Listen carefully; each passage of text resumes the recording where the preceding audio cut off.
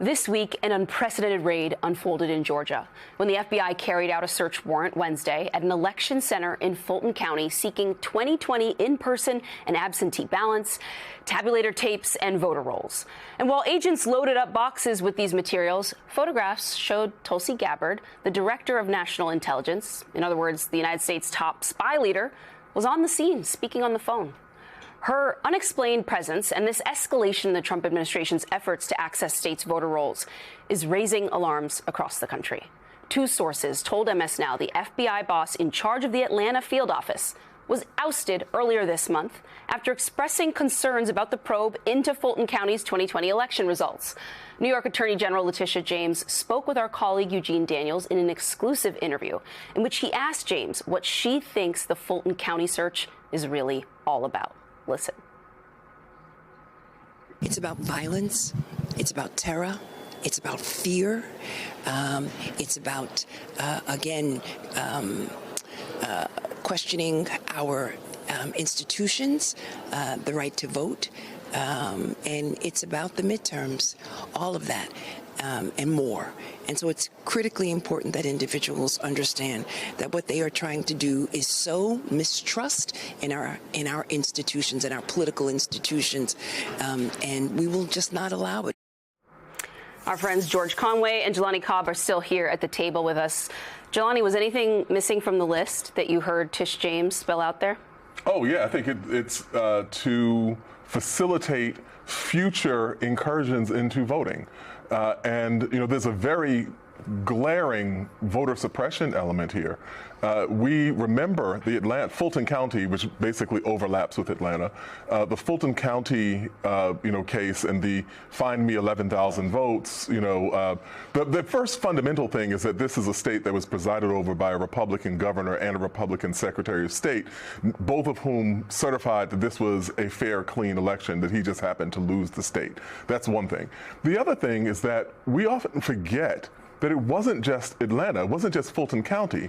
They also wanted investigations in Milwaukee and Philadelphia, the other swing states, Wisconsin and Pennsylvania, that were in play. And they happened to pick in all three of these states the centers that had the largest preponderance of the African American vote. How coincidental? It's very interesting that that's how this played out. And so what we're seeing is not so much about 2020, or 2024 even, it's about 2026 and potentially 2028.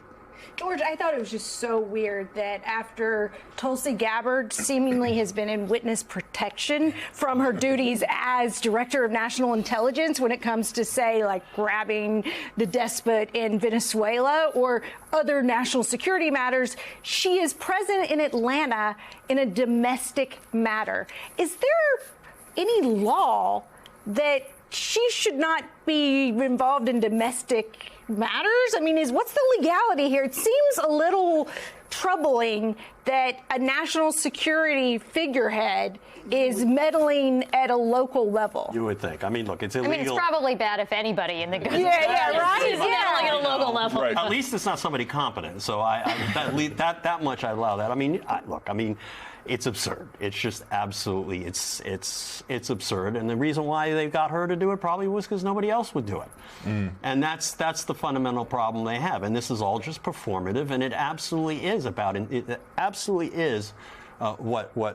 about what Attorney General James said about what But so you think it's that like she was the only person available? Not that she's been like red-pilled and also has bought into that and also she probably is trying to get herself into good graces with the psycho boss, and that's how I read things. Yeah, I think it's all of the above. She was on the outs for a bit, and then he was like, "Well, if you want to prove to me you're still loyal, why don't you go down to Georgia?"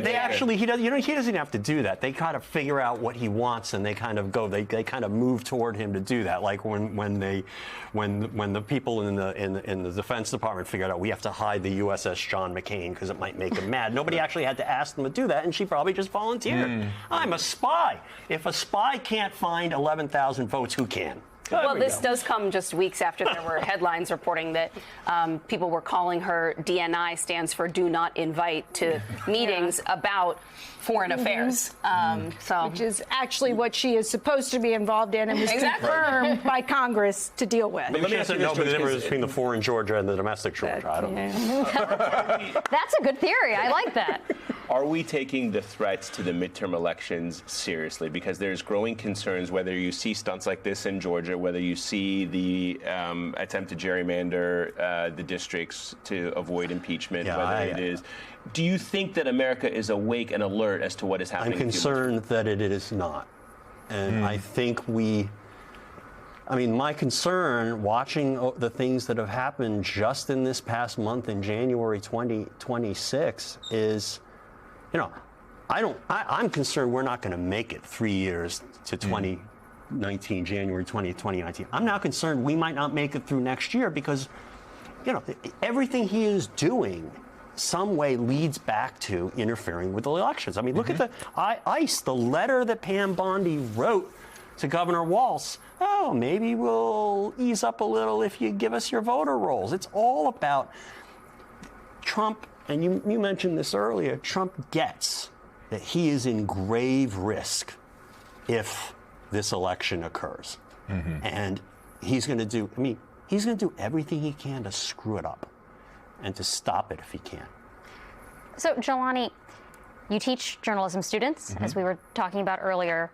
How should journalists talk about these threats without sounding hysterical? Because I feel like that is really the challenge, given that every day there is a new crisis.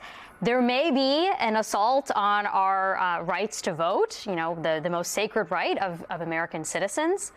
And it's very difficult to talk about exactly the threats that George mentions and have people who are not as engaged with this take you seriously. But I think there's something important, and journalists know how to do this, and that's context.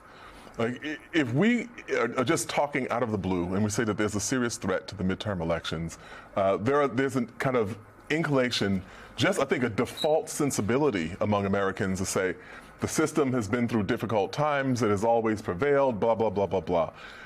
When you give the context of everything that has led up to this, and for me, I think there's just one one reference, and that's January 6th, 2021.